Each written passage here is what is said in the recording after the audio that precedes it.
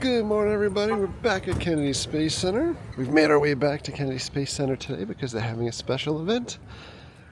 Today is all about Space Shuttle Atlantis. This week marks the 15th anniversary of Atlantis coming home and our final space shuttle flight. The astronaut crew from the final Atlantis mission will be here today doing a meet and greet, Q&A. We're planning on a full day here, so I'm thinking this is going to be an epic video. There is a special drone show tonight, all the way at 9 o'clock at night, just about. So, well beyond their normal operating hours. They normally close at 6 o'clock. But I think our first stop of the day is going to be the bus tour. The non-upcharge bus tour this time around. The last couple times that we were here, we did the paid bus tour. And the reason we're doing the non-upcharge, the one that's included in your ticket price today, is because they're supposed to have added a bunch of things to it. It's the 60th anniversary of the bus tour taking place here. I always love rope dropping Kennedy Space Center because of the much lower crowds. You can pretty much just see everything, at least initially, without giant crowds. It's Mervin, the Mars Rover Vehicle Navigator. It's literally Marvin the Martian.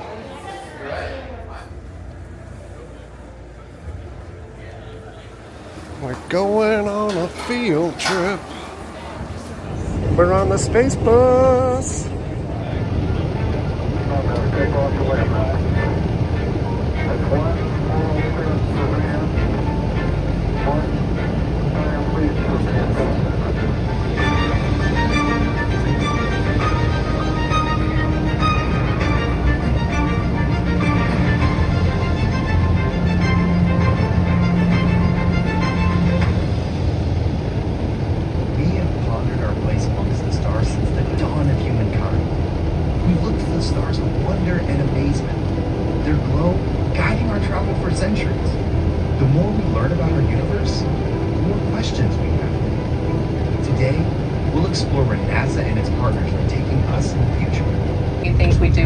Support operations. So people always think, oh, that's launch. Well, Kennedy Space Center is big and we have a lot of employees. It's like a city. We have lots of roads, we have lots of buildings. Thank you so much for teaching us how nature meets technology here at KSC. Every space shuttle mission also assembled within these same walls. After the Space Shuttle Program, a major renovation to the inside of this building began to accommodate NASA's next generation of rockets. We have to skip the gantry here this morning because there's some activity in the area, so we're going straight to Saturn. How exciting. We have seen that launch pad up close before. I'll try to drop in some of the video here so you can see that is the same launch pad that all of the shuttle missions were launched from, including the last Atlantis mission, so you can check that out here.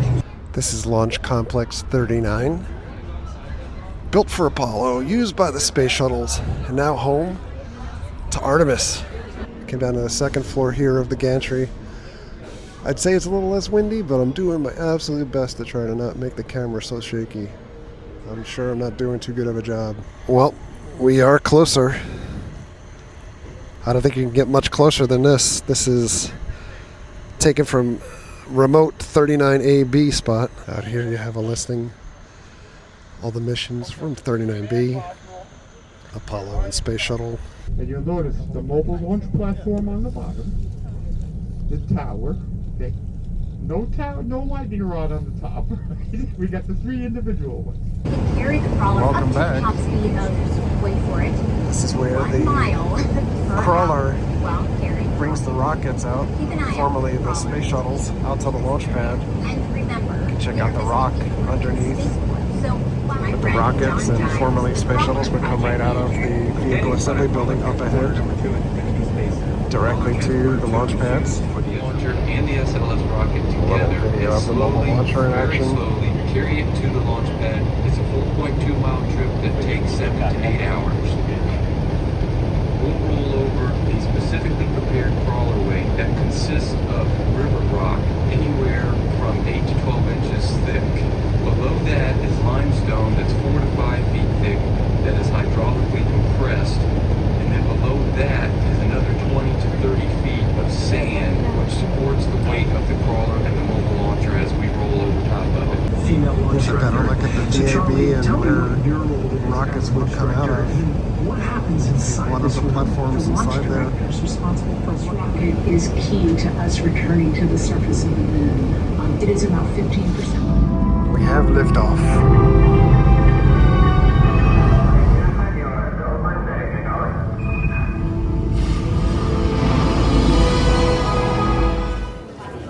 Well, we've made it to the Apollo building.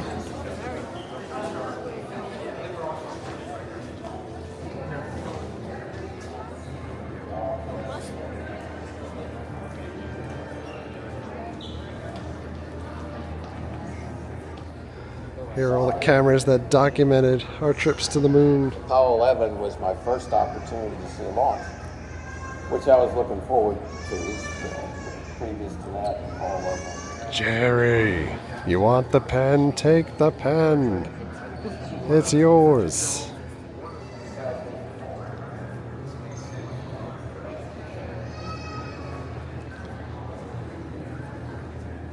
Oh, instead of like the Wax-O-Matic, you can make figurines from sawdust. There's a piece of the heat shield core from Apollo 10. And the fire room access badge from Apollo 11. Wow. Flight jacket. 1969. 1969. And it's the ice cream of the future. And the winner of the Golden Astronaut Award goes to Mary. Space helmet.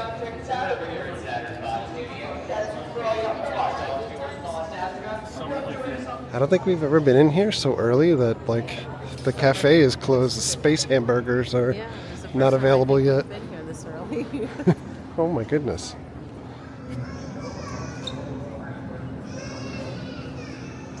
Fly me to the moon. You can touch the moon. He's got superpowers now. They have holograms here. How do you take a dune buggy to the moon? The Lunar Roving Vehicle, or LRV, was designed to enhance a three-part frame so it could be folded up and transported It's a in trap. the Lunar Module's Quadrant 1 bay. It had two side-by-side foldable seats made of tubular aluminum with nylon webbing and aluminum floor panels. An armrest was mounted between the seats, which had adjustable Autobots, footrests and roll out. Velcro-fastened seat. And we're back on the space bus. So by the way, we came out to the bus tour because we wanted to see all the new things, but I'm pretty sure like only new things on the tour is the video, which is really highly focused on Artemis now. Eagle's Nest. We're here in Our driver is like 0 Fs. He's not pointing out anything. If you've never been on the tour before, you would know where anything is. There's a better look at that SpaceX building. The last time we were here, it was just kind of framed out. That goes on up there. What are the benefits of that research? You can see they're hard at work expanding on Kennedy Space Center Visitor Complex with a new attraction here. Good vantage point from the bus. We've got about 2 hours to go before the Passholder event starts here. So, we're going to get a jump on all of the Artemis fun. Go back through the presentation and go check out the ship.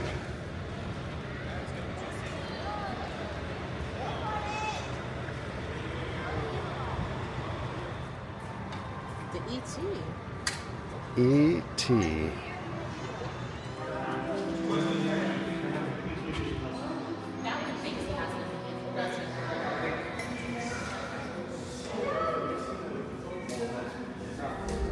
We have a full video up of this entire experience with the reveal of Atlantis inside.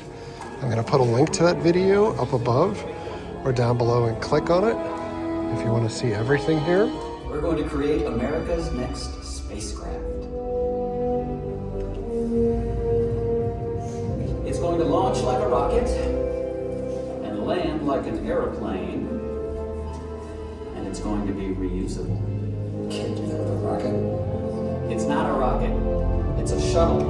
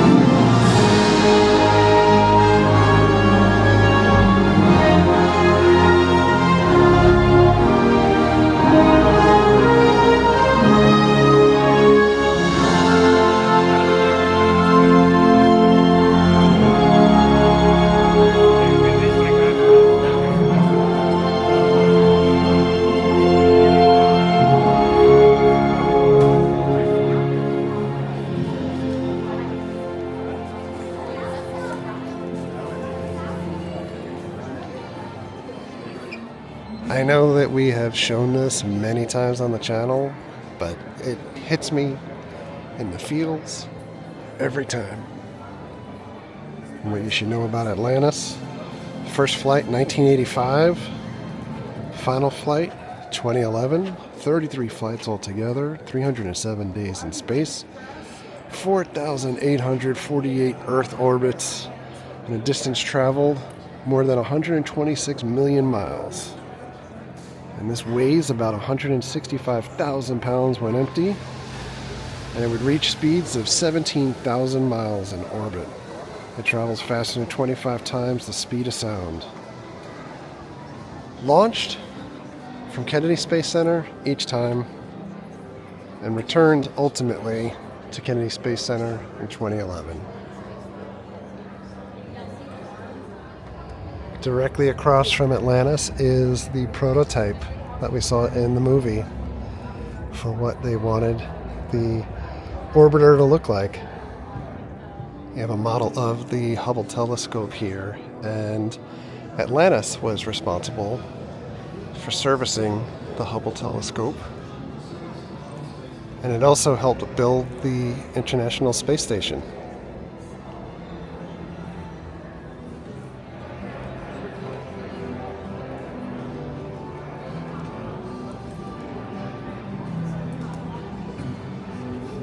You can play around with these interactive displays.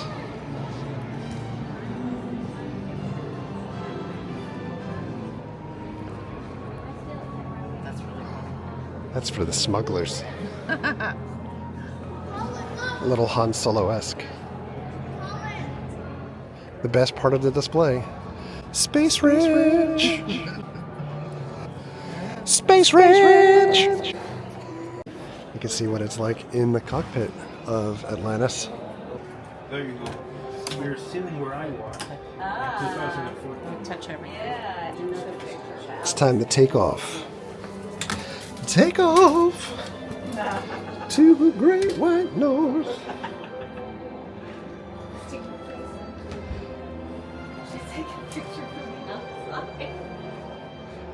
Mary's literally the backseat driver. Yep. In the Space As Shuttle always. too.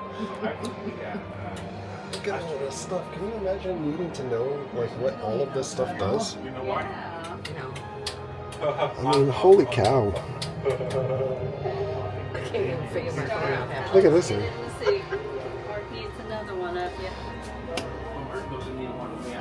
You ready? Abort mode.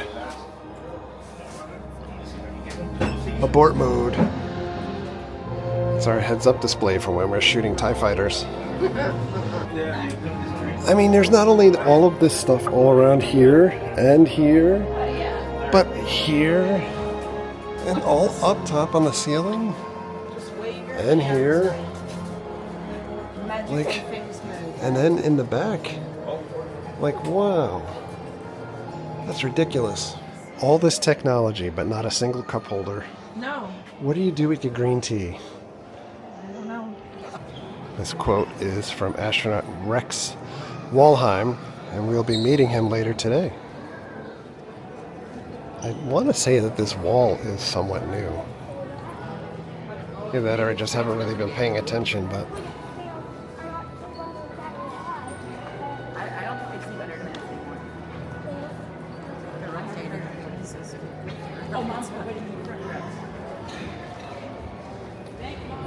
They've already got a spot down below for the Q&A, and somebody's already camped out in the front row. This is like 3 hours in advance. This is the flight patch emblem for STS-135, and the astronauts that we will be seeing today. And we've got a special banner here for today.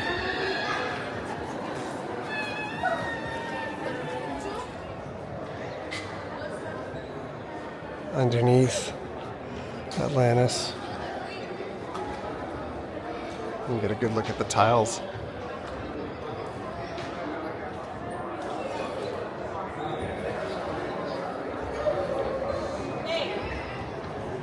Here's a little stage and seats that they have set up for the fireside chat with the astronauts from Atlantis. Final mission. They have banners They have a whole display up here around Atlantis. Coming home, preparing the orbiter, the final assembly, rollout, ready for launch, packing the trunk.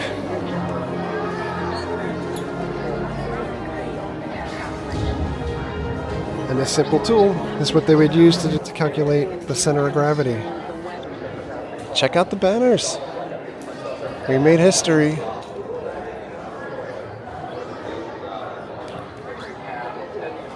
And also, we're behind you.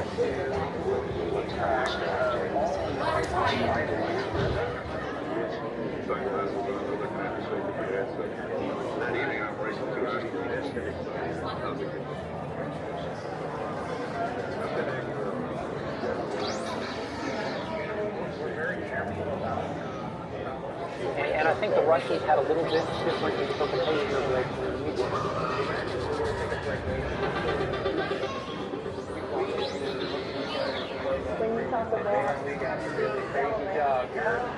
I can't believe they pay us to do this, because I would surely have done it for free. I really would have, and done it with as much gusto as I did. This is a 1/15th scale replica.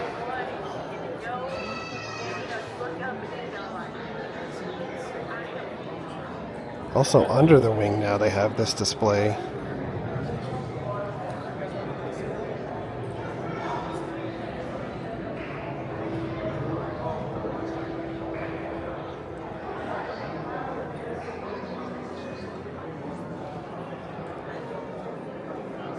But I think before we get engaged with the astronauts, we're going to ride the Shuttle Launch Simulator.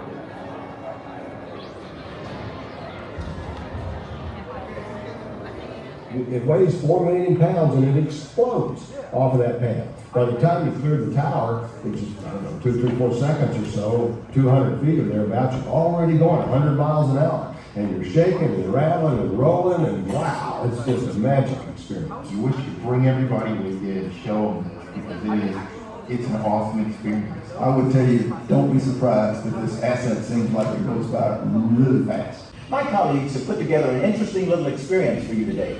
You're about to go on a high-fidelity launch simulation, and I'm going to help you get through it. It's a step to the reason why. Within 400 feet of the pad, flames and heat from the engines will kill you. Within 800 feet, the sound will kill you. Within 4,000 feet, the snakes and alligators might kill you, because all that low-frequency vibration really stirs them up. But I'm getting ahead of myself. Let's back it up to T-minus 10 seconds. Those sparks are high-efficiency burners or sparkers. They help prevent a fire or explosion by burning off any excess fuel around your vehicle. At T-minus 6.67, you'll hear a loud roar and you'll feel a big rumble. After the main engines start, you'll feel the shuttle swaying forward a little, but don't worry. It's engineered to come back to vertical before you go.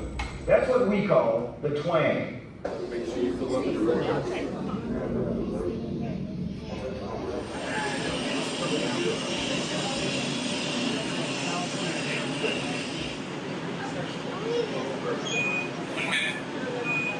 You all really sure you want to do this? Because everything's looking good for your launch. As you can see, your shuttle should be pointed straight up on the pad, so we need to get you into that position.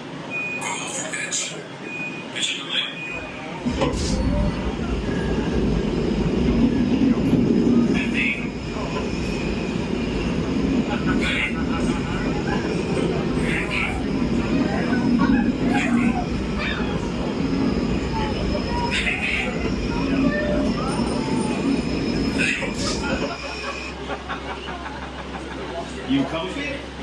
Normally the astronauts would have to wait like that for a couple of hours, so just sit tight. I'll be back.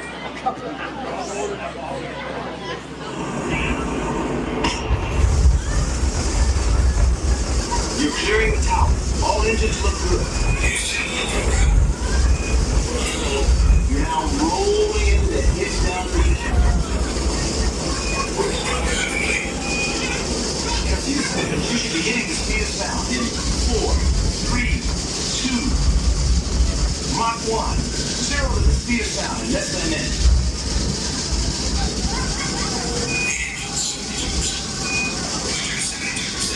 Your main engines are throttling back to reduce the pressure on your shuttle as you go through max Q.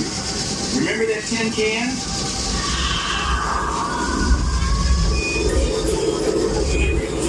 You made it through max Q. Your main engines have throttled back up to 104%.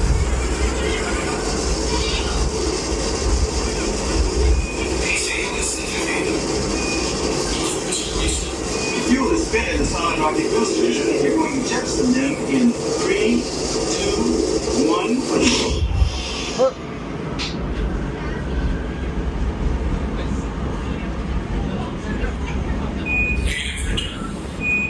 Hear that? Negative return? That means if something goes wrong now, you don't have enough fuel to put back to the launch site at the Atlantis Space Center. Guess I spoke too soon. See? That's what it's like in a training simulation. The diabolical sim soup and your trainers are always throwing emergencies at you. Let's see how the crew does. Houston, looks like we have a cabin leak. We see a negative DPDT. We'll go over cabin pre-sleep procedure. Negative DPDT means that you're losing air pressure. A cabin leak is never a good thing. Your flight deck crew is working on the problem now. Ever been to Zaragoza, Spain before? Well, if they can't fix it, you'll be landing there in a few minutes. We've closed the cabin relief isolate valves. Water looks like it's all power pressed Miko. The crew isolated the leak. Nice job. Looks like you're still on track.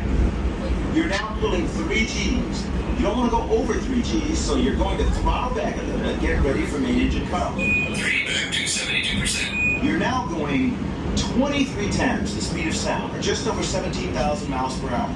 When you hit 17,500, get ready for main engine cutoff in 5, 4, 3, 2, 1.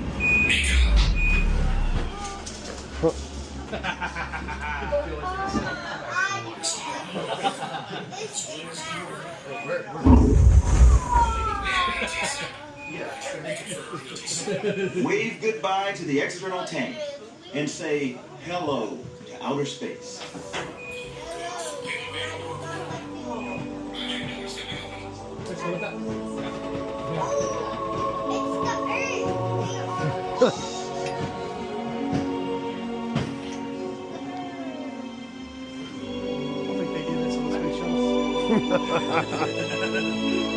Pop over the sunroof.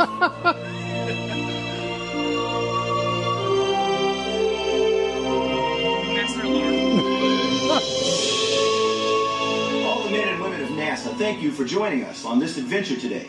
Now, whenever you see a space launch, hopefully you'll remember your experience here today. And at least in spirit, you'll be on board.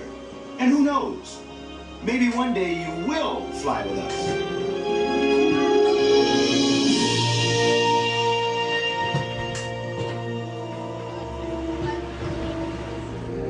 As you exit the ride, you have each of the missions here.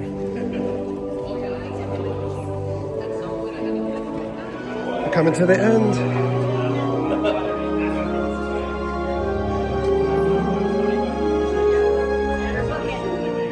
We've made it back upstairs for the Passholder event, and they explained it is a quick handshake and photo for everybody. No extensive conversations, no autographs or anything. I need to be able to get through all of the pass holders and then go downstairs for their Q&A with the public later.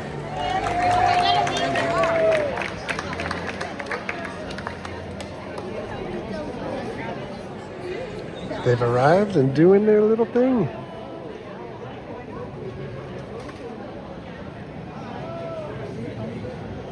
Oh, look, there's another little space here. Well, she got it synced because I think Tim. The lines go pretty fast. We're getting closer. We're getting there. Alright, so that was awesome. It was super quick. There is a gigantic line over there. I had envisioned leading up to this event that like no one would be here. And I came with like a series of like 7 questions to potentially ask these guys. And get pretty much like a hi and bye, but that was awesome. And now it's waiting time for the fireside chat. Lots of potentially empty seats, but everyone's doing the old people trick. Just put a bag on something and walk away for however long. We have about 10 minutes for the Q&A to start, and it's packing out down here. As far as estimating amount of people we're going to be here, they grossly underestimated. They have 90 seats. Yes, I've counted, because I've been standing here for a minute. And certainly a lot more than 90 people. Glad to see a great crowd here today. Standing room only. This is amazing. This is awesome. So I'm Howard Schwartz. I am the Vice President of Guest Engagement here at Kennedy Space Center Visitor Complex. And again, I want to welcome everybody to this very, very special day. I'm going to introduce you to Mike Lineback. He was the Shuttle Launch Director for almost all shuttle missions, many shuttle missions, and was the Shuttle Launch Director for the final Atlantis mission. Howdy, everybody. It's a beautiful place to have a gathering like this underneath Atlantis. Can you all hear me in the back? Thumbs up, okay. Well, let's see. Howard introduced me. My name's Mike Lineback. Call me Mike if you have a question or anything. If you call me Mr. Lineback, I will not respond. My name is Mike. I was launch director for the last 11 years of the Space Shuttle Program and launched the vehicle 37 times. So with that, I would like to introduce my favorite crew, the last crew of the Space Shuttle, and flew in this vehicle above your heads, the good ship Atlantis. The commander, a veteran of 3 Space Shuttle flights, retired Navy captain, commander of 135, Mr. Chris Ferguson. Chris, come on.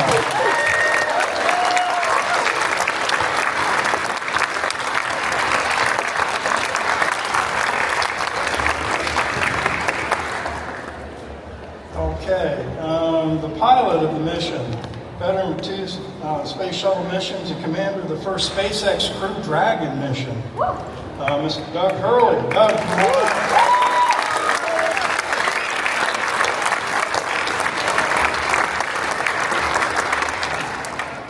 Okay, and next, a veteran of 3 Space Shuttle missions, crew member on ISS, International Space Station Expedition number 18, mission specialist 1 for 135, Sandy Magnus. Sandy.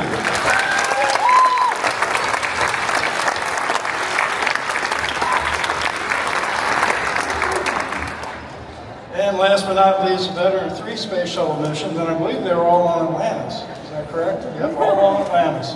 Mission Specialist 2 and Flight Engineer for the final mission, Mr. Rex Walheim. Rex.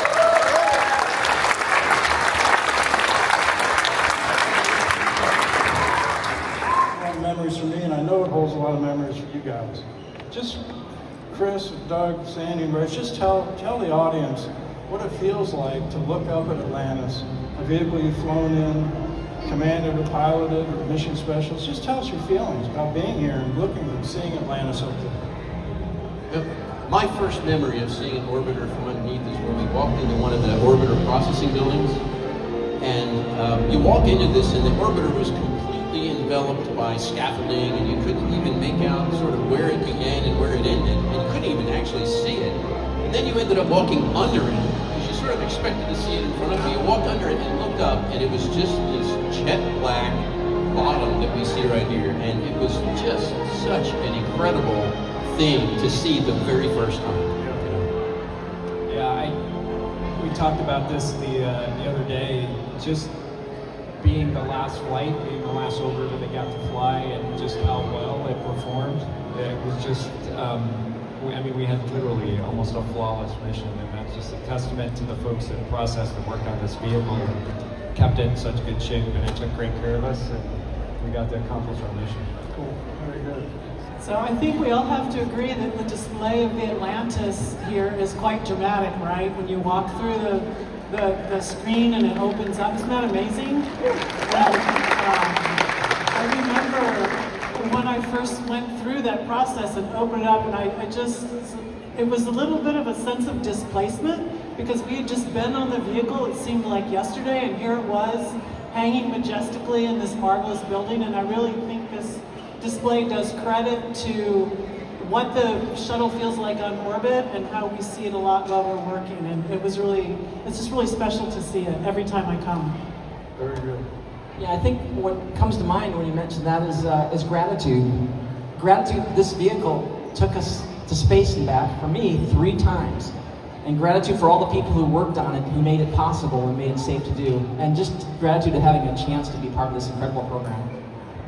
Very good, I appreciate that. Storage and the logistics that we were doing. So we moved about 8,000 pounds of stuff from the shuttle to the station, and then about 6,000 pounds of stuff back from the station to the shuttle. And they had cameras that were watching us going in and out of the MPL with these big white bags and we move around. But what they didn't see off camera was just the mess we were making at the space station, because we had to put these bags somewhere and there wasn't enough room.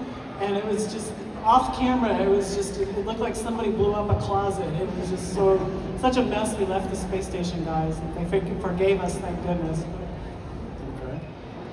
Okay, I'll go again. I think it's really important, and I'm not sure that we've done this so well in the aerospace industry as well as they've done it in the tech industry, where if designing an iPhone or designing different apps or things that they do in the tech industry, they go straight to the user, find out what the user needs, and they really incorporate the user's experience and the user's desires and what they think the user needs into the design at the very beginning. I don't think we've really captured that sense of design in aerospace yet. As operators, we do debrief after every mission and provide feedback on what works and what doesn't work, but sometimes that information doesn't get all the way down to the engineering design phases as much as it should. I think that's an area we need to improve on. Okay. Little issues, with the exception of one computer problem that was a little pesky.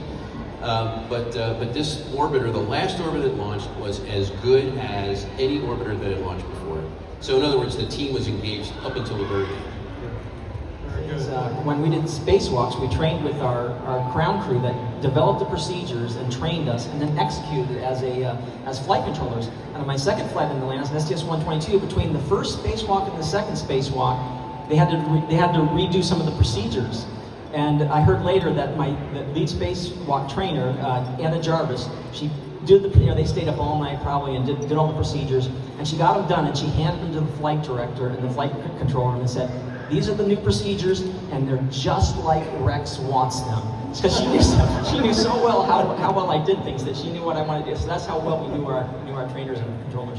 That's good. Last mission, but it wasn't guaranteed, I think, until maybe 6 months before launch. There was a bill that came on a part of the Space Act that funded the mission.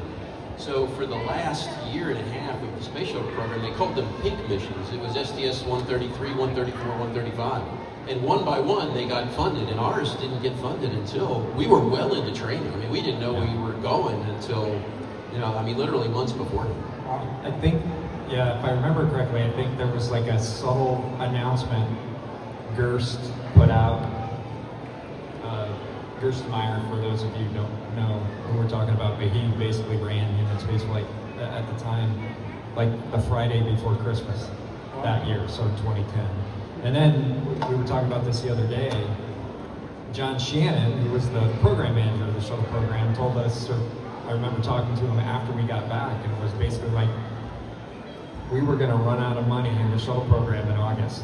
So if you guys hadn't flown by August, you weren't going to fly. So we were obviously very happy to hear that after the fact, because we flew in July. But so you reach for your wallet. Yeah, exactly. Hey, John, how much do you need? We can help here. GoFundMe going. Yeah. But I felt there was a good shot at it, though. It's kind of like Americans on the 4th of July. They don't leave one firework left in the box. They fire them all off. And so I figured, they're not going to let this, fully assembled space shuttle just sit there and then let's take it apart. No, let's launch it. We really needed to get the logistics up there, because with the retirement of the space shuttle and the next cargo vehicles that were going to come up were going to be the very first commercial service cargo vehicles, and there was a little bit of uncertainty of when the commercial cargo vehicles were going to be ready. And our mission was really all about putting the logistics up there, the clothing, the science experiments, the consumables, any spare parts that needed to tide the station over for the next year or so as a gap until the cargo vehicles were there. So there was a real operational need to run the mission, despite all of the politics and the finances. All right, we wrap with the Q&A.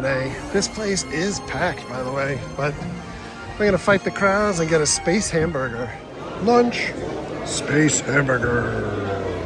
Lunch was good. For those curious, Fraggle Rock is still playing at this theater.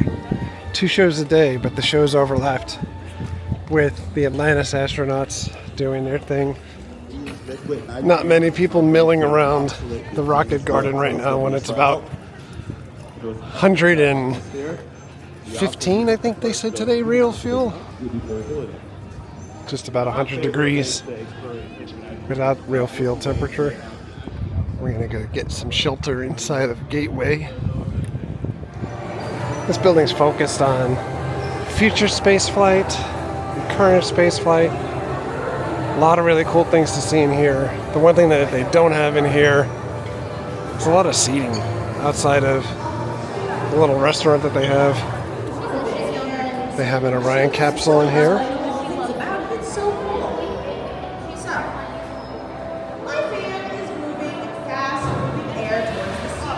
Heat shields. Round object on our fast-moving air. It floats. By airstream it comes up. It meets my round. They have a cool little funnel up here. One of the centerpieces here is this model of Artemis. We did a really extensive Artemis video just prior to Artemis 2 launching earlier this year. Comments were pretty equally split between awesome to go back to the moon and we never went to the moon. So it's always really interesting to find out who's watching the videos. They have a holo map.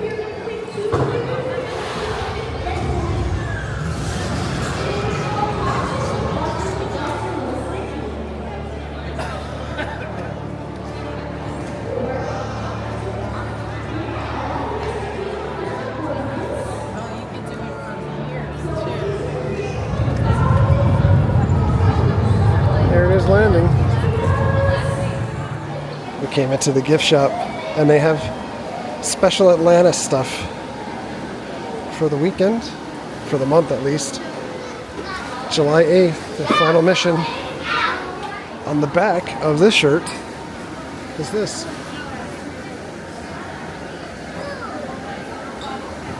Very cool. They also have an Atlantis coin. Yeah. Oh, wow. They have Yetis. And for your water bottles, you got a straw topper and a meatball straw topper. That is cute. That really is cute. More Roosevelt stuff. That's cute. So lately I'm all in on these golf style hats that have ventilation on the back. They're actually like hydro hats where you can get them wet and everything too. Excellent hats for the summer. But take a guess at how much this hat costs. A baseball hat or a golf hat. $65. Not even close. $95. $85 for a baseball hat. The space program really must be desperate at this point. The continued quest to stay cool brings us to IMAX to watch Deep Sky. Probably end up taking a nap in some air-conditioned seats out of the sun. Ooh, we're gonna learn how to make a pizza on the ISS. Product placement, they use bubblies.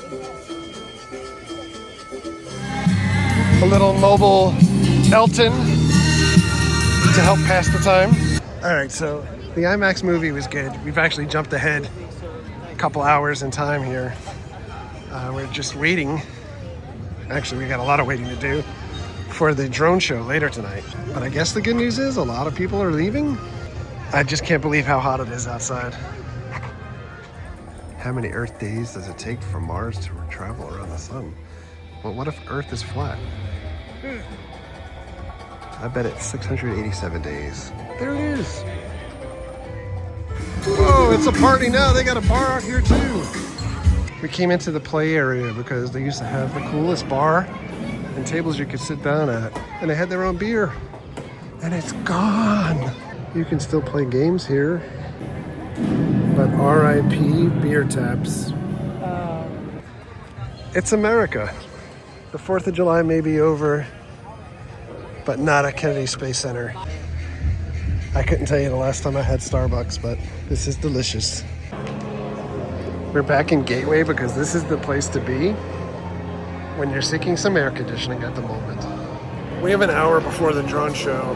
Now, I'll be honest, I can understand why they normally close at 6 o'clock because although I've forever professed like there is more to do here than you can do in one day, when you have already done everything, it's very difficult to find like what else should I be doing to extend that day beyond 6. We've made our way over to the Hall of Fame area and we have Sandra Magnus's plaque here. And we just met her today as one of the crew members of Atlantis. Here's Buzz Aldrin, hands down my favorite astronaut.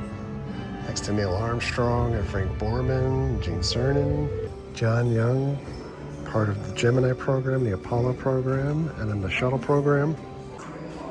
This is a spacesuit worn by Gus Grissom. The sun is going down and the cha-cha slide is happening. And we're down to about 15 minutes for the drone show. Oh!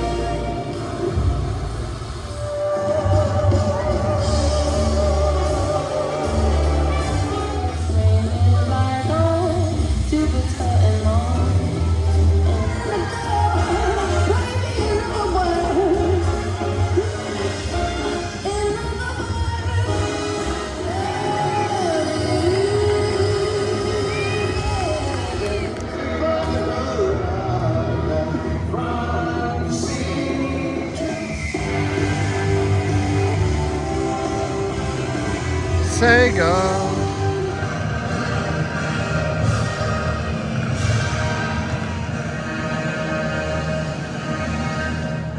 That was pretty awesome.